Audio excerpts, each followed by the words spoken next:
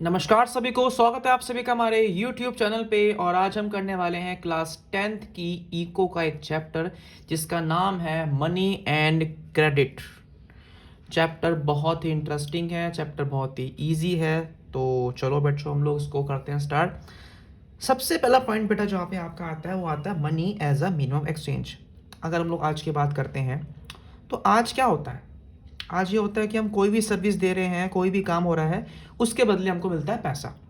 ठीक है ना। आप कुछ फ़ोन्स, आप कोई फ़ोन परचेज़ कर रहे हो, आपने पैसा दिया, आपने फ़ोन परचेज़ कर लिया। आपने पैसा दिया, आपने बिस्किट ले लिया। आपने पैसा दिया, आपने दूध ले लिया। मतलब पैसा है तो आप परचेज़ कर सकते हो चीज़ें। ठीक है ना। कि हर एक्टिविटी में मनी का एक बहुत इंपॉर्टेंट रोल होता है, चाहे वो आपकी एक्टिविटी प्राइमरी हो, चाहे सेकेंडरी हो, चाहे वो आपकी टर्शरी एक्टिविटी हो। ठीक है। बट ये मनी तो अभी है, बहुत पहले क्या था हमें इस चैप्टर में पढ़ना है कि बहुत पहले क्या होता था। What is the system of barter system क्या था। ठीक है ना। तो let's start our chapter. So money is use for several transactions. ठीक है ना। ट्रांजैक्शन करने के लिए आज के डेट में हम लोग मनी का इस्तेमाल कर रहे हैं, हम लोग पैसों का इस्तेमाल कर रहे हैं। It is considered as a means of exchange, यानी कि पैसा दो सामान लो। ठीक है ना। पैसा दो सामान लो। As it is acts as a intermediate in the exchange process, जो एक्सचेंज की प्रोसेस में जो इंटरमीडिएट वाला काम है वो आपका मनी करती है, वो आपका पैसा करता है। लेकिन ये अभी ये कुछ दशकों के चल रहे हैं, ये हम लोग डिकेड्स की बात कर रहे हैं। पहले क्या होता था, पहले का क्या सीन था, मैं ज़रा आपको पहले उसको समझाऊंगा कि पहले का एक एग्जाम्पल के रूप में मैं आपको बताऊंगा कि पहले किस तरीके से चीज़ों को एक्सचेंज करते थे जब मनी नहीं थी। When there was no money, तब काम कैसे होता था। अभी तो मनी आ चुकी है, अब तो पैसा है, पैसा दे दिया, अब काम करा लिया। लेकिन अब जब नहीं था पैसा तो क्या होता था। तो पहले की बात करें तो पहले ये था, सपोज कि एक पर्सन है, उसका नाम है पंकज। उसका नाम पंकज है। ठीक है। अब पंकज के पास क्या है, पंकज के पास है दो आपका गोट, दो गोट है उसके पास में। ठीक है। और उसको क्या चाहिए, क्या पंकज को चाहिए 10 किलो, या यू कैन से पंकज को चाहिए राइस। ये 10 किलो तो बात की बात आएंगी। पंकज को चाहिए राइस, दो गोट है, उसको राइस चाहिए। अब सबसे पहले तो पंकज ढूंढेगा ऐसा पर्सन, पंकज एक ऐसा पर्सन ढूंढेगा जो जिसको नीड हो किसकी, गोट की। ठीक है ना। चलो भाई, पंकज को पर्सन मिल गया जिसको गोट चाहिए, लेकिन क्या उस पर्सन के पास में राइस है, ये भी सवाल है ना। नहीं, अगर नहीं हो फिर क्या होगा। तो ये बहुत समस्या वाला काम था। इसी सिस्टम को बोला जाता क्या, इसको बोलते थे आपको, इसको हम लोग बोलते थे बार्टर सिस्टम। यानी कि मेरे पास में, अगर मेरे पास में राइस है और तेरे पास में अगर मैंने बोला आटा है, ठीक है ना, मैंने बोला तेरे पास में गेहूँ है, वीट है तेरे पास में, तो तुझे मैंने राइस दे दिया, तुझसे मैंने वीट ले लिया। ये जस्ट एग्जाम्पल था, इसको बोल सकते हैं exchange of goods.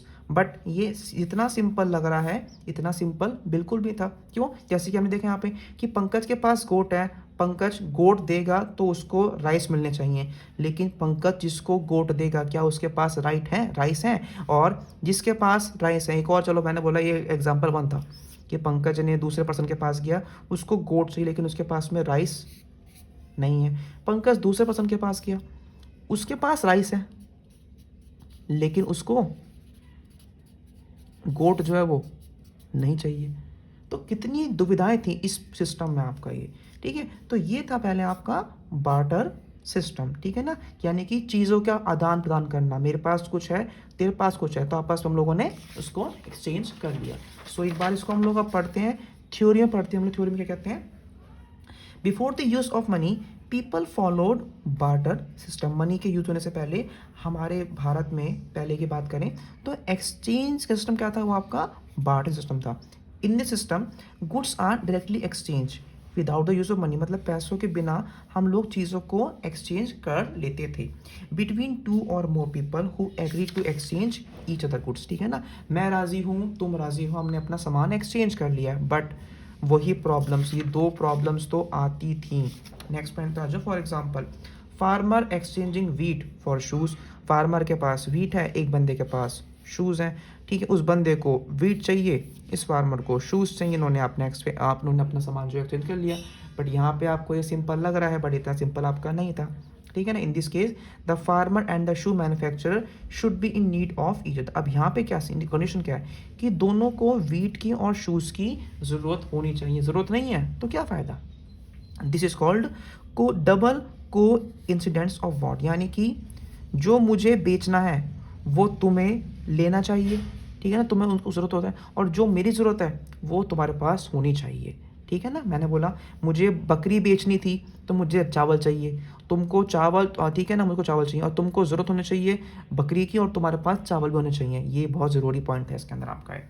Major drawback of system was the lack of double coincidence of wants. ये इसका ड्रॉबैक था, as without it exchange was not possible, ठीक है ना। ऑब्वियस सी बात है यार, जब मैंने आपको बेटा अभी समझाया था, कुछ देर पहले हम लोगों ने यहाँ पे समझा था कि अगर पंकज ये बंदे के पास गया, उसके पास गोट है लेकिन उसके पास में राइस नहीं है, दूसरे के पास गया, उसके पास राइस है लेकिन उसे गोट नहीं चाहिए, तो ये जो था ये क्या था, ये था डबल को इंसिडेंस ऑफ, यानी कि जो मुझे बेचना है वो आपको ज़रूरत चाहिए और जो आपके पास है वो मुझे चाहिए, ये ज़रूरी है। अब इतनी मुश्किलें थी, इन मुश्किलों को किसने दूर किया, इन मुश्किलों को बेटा दूर किया था आपका पैसे ने, मनी ने, कि सिंपल है, पैसा दो सामान ले जाओ, पैसा होगा, पैसा हर चीज़ के लिए चलेगा, एक्सचेंज के प्रोसेस में पैसा हर चीज़ के लिए वर्क करेगा।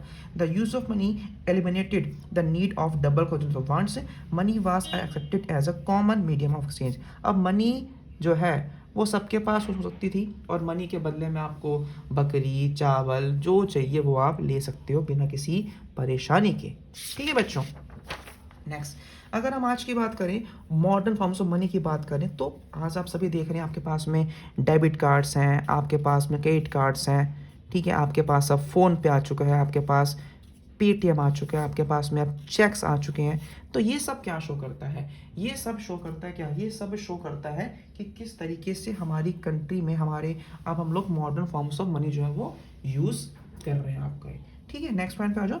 Modern forms of money include currency, ये जो आपका ये करेंसी यूज़, करेंसी को इसमें बताते हैं आपका पेपर नोट्स एंड कॉइन्स। सिक्कों की बात करें या हम बेटा अगर आप पेपर नोट्स की बात करें तो ये सब बातें आती हैं इसमें आपकी हैं। Before the introduction of coins a variety of objects like grains cattle were used as money, ठीक है ना। ग्रेन्स यानी कि इसको गिरवी रख, इसको कैटल को गिरवी रख दिया, फिर सामान ले लिया, ग्रेन्स दे दिए, वो सामान ले लिया, ठीक है। तो पहले ये थी, पहले चीज़ों को मनी के रूप में यूज़ किया था, लेकिन अब खुद मनी आ चुकी है। Further the use of metallic coins of gold, silver, copper etcetera started, ठीक है ना। पहले ये था, फिर ये गोल्ड के सिक्के आ गए, सिल्वर सिक्के आ गए, कॉपर सिक्के आ गए, और अब आपकी प्रॉपर आपकी मनी जो है वो आपकी आ चुकी है। मनी आप सभी जानते हैं, पैसा आपका आ चुका है, ठीक है। सो करेंसी की बात करें, currency it is generally accepted form of money, it includes coins and paper notes. Currency आप जानते हो, भारत की बात करें, भारत करेंसी क्या है, रुपी, रुपया बेटा करेंसी भारत की, तो हम लोग इसको एक्सेप्ट कर लेते हैं, ठीक है ना। जो पेपर में है, सिक्कों में अब तो एटीएम, डेबिट कार्ड्स और चेक्स भी आ चुके हैं आपका। अब ये जो करेंसी है भारत की, ये आती कहाँ से है, ये खूब छापते हैं कि नहीं, इसको ऑथोराइज कहाँ से मिलती है, इसको मिलती है हमारी गवर्नमेंट, सरकार देती है, and circulated with in economy, एक कंट्री की इकोनॉमी में ये जो है वो सर्कुलेट होती है आपका ये। नेक्स्ट पॉइंट पे, the modern currency has no use of its own except as a medium of exchange, ठीक है ना। आज की जो करेंसी है इसको हम लोग एक्सचेंज के लिए यूज़ करते हैं, यानी कि हम लोग पैसा देते हैं और पैसे के बदले हम लोग गुड्स एंड सर्विसेज को यूज़ करते हैं, उसको हम लोग परचेज कर लेते हैं।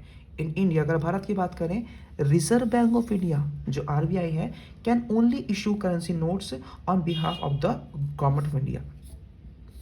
भारत में करेंसी वाला सारा काम जो होता है, कितने नोट छापने हैं, कितने सिक्के निकालने हैं, ये सारा काम जो आरबीआई करता है। ऐसा पॉसिबल नहीं खुद ही नोट छाप लो बैठ के, नहीं, ऐसा बिल्कुल भी नहीं है। और ये भी एक होता है, बहुत लंबा प्रोसेस आपका होता है। जब आप बेटा 11th क्लास 12th क्लास में होगे तब आप पढ़ोगे कि करेंसी कैसे छपती है, करेंसी कैसे हम लोग पेपर लेते हैं, क्या क्या प्रोसेस है, वो सब पढ़ोगे आगे चल के आप। द रूपी, भारत की बात करें, the rupee is widely accepted as a medium exchange as it is legalize by the law. हमारे कानून ने रुपी को एक वाइडली एक्सेप्टेड करेंसी का नाम दिया हुआ है, ठीक है ना। अब पैसों से पैसा कैसे बनता है, हम लोग यहाँ पढ़ने वाले हैं। पैसों से पैसा कैसे बनता है, जब हम लोग बैंक में जमा कराते हैं तो हमें इंटरेस्ट कैसे मिलता है, जब कोई लोन लेता है तो उसे कैसे मिलता है इंटरेस्ट। तो यहाँ पे आता है डिपॉजिट्स विद बैंक्स, ठीक है ना। बैंकों के साथ में कैसा होता है लेन देन। So it means that the amount that people keep in their bank accounts, ठीक है ना। हम सब लोग सेविंग्स करते हैं, तो सेविंग्स के लिए हम लोग एक सेविंग्स अकाउंट खोलते हैं। कहाँ पे हम लोग खोलते हैं, बैंक में हम लोग एक सेविंग्स अकाउंट खोलते हैं, और उस सेविंग अकाउंट के अंदर हम लोग अपने पैसों को जमा करते हैं, और जिन पैसों को जमा करने के बदले हमको कुछ तरह का इंटरेस्ट यानी कि हमको ब्याज मिलता है, ठीक है। People deposit their extra money in banks by opening a bank deposit in their names. The money in bank accounts are deposit with the banks, ठीक है ना। मैंने बोला मैं विवेक हूँ, मैं क्या हूँ, मैं विवेक। मैंने अपने बैंक में 1,00,000 रुपए जमा कराए हैं। मैंने अपने बैंक में जो है वो 1,00,000 रुपए जो है वो आपका जमा करा दिया है, ठीक है। अब क्या होगा, अब क्या होगा भाई, अब मुझे क्या होगा, मुझे इस 1,00,000 पे इंटरेस्ट मिलेगा। अब सवाल ये आता है कि मुझे बैंक मुझे क्यों देगा पैसा, और बैंक मुझे देगा तो कहाँ से देगा पैसा। मैंने बैंक को 1,00,000 रुपए दिया है, तो उसके बदले मुझे बैंक पे कर रहा है इंटरेस्ट। तो सवाल ये है कि वो बैंक इंटरेस्ट कमाता कहाँ से है, उसके पास इंटरेस्ट आता कहाँ से है। सो हम चलते हैं आगे। बैंक जो है वो accept the deposits and also pay an interest on the deposit. Bank ने मेरे 1,00,000 रुपए रख लिए, और बैंक मुझे अब क्या है, बैंक मुझे इंटरेस्ट भी देगा। People can also withdraw the money when they require. अब जब मुझे ज़रूरत पड़ेगी तो मैं बैंक से पैसे निकाल भी सकता हूँ ना, मैं निकाल भी लूँगा पैसे, ठीक है। तो अब कैसे होता है, क्या सिस्टम होता है, ये पढ़ेंगे हम लोग। Deposit with bank are called demand deposits, ठीक है ना। जो मैंने पैसे करा रखे हैं बैंक में जमा, उसको डिमांड डिपॉजिट भी कहते हैं आपका ये, ठीक है। तो ये हम लोग यहाँ पे इस सवाल को छोड़ रहे हैं। तो ये सवाल क्या है, ये सवाल ये है कि मैंने जो पैसे बैंक में जमा कराए हैं, उस पैसों पे मुझे इंटरेस्ट मिलेगा, तो मुझे वो बैंक कहाँ से देगा इंटरेस्ट, ठीक है ना। सो ये हम पढ़ेंगे आगे अभी इसी कंसेप्ट में आपका ये। तो अब हम लोग एक नई चीज़ पढ़ने वाले हैं। सवाल क्या है, सवाल आता है चेक फैसिलिटी। आप सब ने बेटा पढ़ा होगा कि चेक क्या होता है, ठीक है ना। एक चेक आपने सुना होगा, तो चेक होता क्या है ये। So cheque is basically a paper instructing the bank to pay a specific amount from the person's account to that person in whose name the cheque has been issued, ठीक है ना। एक बंदा है, मैं कहीं घूमने गया हूँ या मैं कहीं बाहर हूँ, उस बंदे ने मुझसे पैसे मांगे, मुझे उसको पेमेंट करनी है, लेकिन मेरे पास में कैश नहीं है, ठीक है ना। विवेक गया है कुछ सामान लेने, ठीक है ना। मैं अब किसी सामान लेने गया हूँ, उसको मुझे पे करना है, मुझे उसको 10,000 रुपये पे करने, 10K पे करने, पर मेरे पास में कैश नहीं है। तो मैं अपनी चेक से उसको जो है वो पे कर सकता हूँ। अब चेक क्या होता है, चेक एक पेपर होता है, ठीक है ना। एक देखो ना पेपर है। अब उसमें क्या होता है, अब मुझे विवेक को, जिस बंदे को देने हैं पैसे, उसका नाम लिखना पड़ता है यहाँ पे, यानी कि मुझे देने हैं, मुझे अशोक को देने हैं रुपए, मुझे अशोक को देने हैं रुपए। कितने रुपए देने हैं, मुझे अशोक को देने हैं 10,000 रुपये देने हैं। या मैंने अमाउंट डाल दिया, फिर मैं लिखता हूँ उसको वर्ड्स में कि मुझे अशोक को 10,000 ओनली देने हैं, ठीक है। मुझे उसको अकाउंट करने इतना, फिर उसके बाद मैं यहाँ पे अपने साइन मार दूंगा। यहाँ मैं लिखता हूँ अकाउंट पे, यानी कि मुझे अपने अकाउंट से अशोक को 10 रुपये देने हैं, और यहाँ मेरा लिखा, यहाँ पे मेरा मतलब अकाउंट डिटेल्स होती है, मेरा चेक नंबर होता है, मेरा अकाउंट नंबर होता है, IFSC कोड होता है आपका यहाँ पे। तो इस तरीके से मैंने एक अशोक को, विवेक ने अशोक को ये पेपर दे दिया। अब अशोक जाके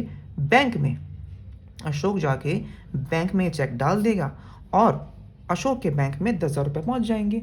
तो इस तरीके से ये चेक इशू भी हो गया, इस तरीके से हमारा अब ये चेक भी आ चुका है। तो बच्चों आप समझ गए होंगे कि चेक फैसिलिटी क्या होती है आपका ये, ठीक है ना बच्चों। तो ये आपका हो चुका है cheque facility. Payments can be made with the use of cheque instead of cash. अब मेरे पास नहीं था चेक कैश, तो मैंने क्या किया, मैंने चेक से पेमेंट कर दिया आपको। ये बड़ी बड़ी जब होते हैं बेटा, जब आपके बड़े बड़े पैसे निकालने होते हैं, जब बड़ी बड़ी आपकी होती है ट्रांजैक्शन, तो वो अक्सर बेटा वो आपकी किससे होती है, वो अक्सर बेटा आपकी जो है वो चेक से होती हैं। Next, modern banking system. The modern forms of money, that is currency, and deposits are closely linked to the working of the modern bank system. ठीक है ना, आज के डेट के अंदर हम लोग देख रहे हैं एक तरीके से, तो बेटा वो सब देखें बेटा आप लोग, ठीक है ना, कि जो फ़ोन पे आ चुका है, पेटीएम है, बैंक है, चेक, ये सब जो है बेटा आपका, ये सब मॉडर्न बैंकिंग सिस्टम में आपका इंक्लूड होते हैं आपका ये। ठीक है, अब नेक्स्ट टॉपिक क्या आता है? नेक्स्ट टॉपिक हमारा आता है लोन एक्टिविटीज़ ऑफ बैंक। बच्चों, मैंने जो आपको लास्ट में एक सवाल छोड़ा था कि मैंने जब बैंक में 1 लाख रुपए जमा कराए थे, उस 1 लाख रुपए से होता क्या है? ठीक है, देखो, अब मैंने सिर्फ 1 लाख रुपए जमा कराए हैं। मुझ जैसे बतेरे बंदे जिन्होंने, किसी ने 10,000 रुपये, किसी ने 20,000 रुपये, किसी ने 10 लाख, किसी ने 15 लाख, जो है वो क्या क्या होगा, वो अपने पास उसने लोगों ने आके बैंक में जमा कराया होगा पैसा। अब क्या होगा? अब होगा ये कि बैंक जो होता है ना, बैंक जितना भी कैश आता है बैंक के पास, जितने भी लोग जमा कराते हैं बैंकों में पैसा, बैंक उस पैसे का सिर्फ 15% जो है वो अपने पास रखता है। यानी कि मैंने जो लाख रुपए जमा कराया था ना, उस लाख रुपए में से 15,000 रुपये बैंक ने अपने पास रखे, और बैंक जो है 85% जो पैसा है वो देता है लोगों को लोन के रूप में। जिसको होती ज़रूरत उसको बैंक दे देता है पैसा कि भैया 85,000 रुपीज़ आप रख लो। ठीक है, अब क्या होगा आगे? अब हम पढ़ते हैं ज़रा इसको हम लोग, कि bank accept deposits of the people, in this way they collect large amount as deposit. बैंकों के पास में बहुत सारा पैसा जो है वो पहुंच गया है। They keep only small portion of deposits. Bharat में हम जितने भी लोगों ने पैसा जमा कराया है, अगर 1 करोड़ है तो 85 लाख जो है वो लोन के रूप में बांट देगा बैंक, बाकी सिर्फ 15 लाख, यानी कि सिर्फ 15% जो है वो कैश रखता है अपना बैंक। ठीक है, अब क्या होगा आगे? This is cap. ये जो रखा है ना, ये रखा है इसलिए ताकि अगर कोई बंदा निकालना चाहे पैसा आके तो वो निकाल सकता है, जरूरत पड़ सकती है आपको ये। This is cap for the दो depositor who wish to withdraw money from their bank accounts. Rest of deposits are given as loan by the banks. When banks give loans, they charge high rate of interest from the people who have taken loans. This becomes the income of the banks. आप समझे कहानी? आप देखो, आप सुनो मेरी बात सुनो। ये लोग हैं पैसा जमा करने वाले, यानी कि इन लोगों ने क्या किया, ये लोग पैसा जमा करने वाले हैं। यानी कि जैसे मैंने यहाँ पे आपका 1 लाख रुपये सबमिट किया था, तो मैंने जमा कहा कि मैंने बैंक में 1 लाख रुपए जमा किया। बैंक ने 15,000 रुपये रखा और बैंक ने 85,000 रुपीज़ दे दिया, दे दिया लोन के रूप में। ठीक है, अब जब जिसने लोन लिया वो चुकाएगा भी। उस बंदे ने क्या किया? उस बंदे ने 85,000 के बदले उस बंदे ने 1 लाख रुपए क्या किया? उस बंदे ने 1 लाख रुपए जो है वो जमा वापस कर दिए, यानी कि उसने 15,000 रुपये इंटरेस्ट पे किया। ठीक है, यानी कि बैंक को 85 के बदले कितना मिल गया? बैंक को 85 के बदले 1 लाख रुपये मिल गया। अब बैंक ने क्या किया? बैंक ने बेटा यहाँ पे ये किया कि बैंक ने कुछ अमाउंट एज अ इंटरेस्ट इसको पे कर दिया। किसको? ये जो बंदा था, और बाकी अपने पास रख लिया। ठीक है ना, ये मैंने आपको 15,000 मैंने नॉर्मल बताया। ये चाहे तो बैंक 20,000 भी ले सकता है, 25 भी ले सकता है, 50 भी ले सकता है। मतलब जितना भी बैंक एक्स्ट्रा अमाउंट लेगा, उस एक्स्ट्रा अमाउंट में से कुछ अमाउंट पे कर देगा इनको, और कुछ अमाउंट जो है वो अपने पास रख लेगा। तो ये क्या हो गया? इनकम हो गई है। एक बार इसको बेटा हम लोग और समझते हैं। ठीक है ना, किसी बंदे ने बैंक में जमा कराए 1 लाख रुपये। ठीक है, बैंक ने 85,000 रुपीज़ तो क्या कहते हैं दे दिए एज ए लोन, 15,000 रुपये उसके रखे अकाउंट में रखे। ठीक है ना, सो अब हुआ क्या? अब 85 के बदले उस बंदे ने वापसी जो है वो 1,10,000 रुपये वापस कर दी, यानी कि 25,000 रुपये का मुनाफा हो गया। 25,000 में से बैंक ने इसको दे दिए 5,000 रुपये, 20,000 बैंक खुद खा, यानी कि इस बंदे को 15, इस बंदे को 5,000 रुपये एक्स्ट्रा, यानी कि 1 लाख के बदले इसको 1,05,000 मिले, और 85 के बदले इसको जो है वो एक्स्ट्रा अमाउंट पे करना पड़ा। दिस शोज़ कि भाई इन तरीक़ों से बैंक जो है वो कमाता है पैसा। बैंक ने 20,000 रुपये कमा लिए, देखो बैठे बैठे। तो इस तरीके से काम होता है आपका ये। In this way bank act as a mediator between those who have surplus funds, जिनके पास में एक्स्ट्रा पैसा है उनसे लेके जिनके पास कम पैसा है उनको देना, and those who are in need of funds the borrowers, ठीक है ना। जिनके पास में जिनके पास में एक्स्ट्रा पैसा है उनसे पैसा लेके उनको 2% इंटरेस्ट दे देना, और जिनके पैसा नहीं है उनको उधार दे के उनसे 10% इंटरेस्ट ले लिया, ठीक है। 10% में से 2% इनको पे कर दिया, 8% इंटरेस्ट खुद खा लिया, लो काम हो गया आपका, ठीक है बच्चों। सो इतना बेटा आप लोग पढ़ लीजिएगा, अभी ये पार्ट 1 है। आगे बेटा हम लोग इस चैप्टर का पार्ट नंबर 2 जो है वो डिस्कस करेंगे।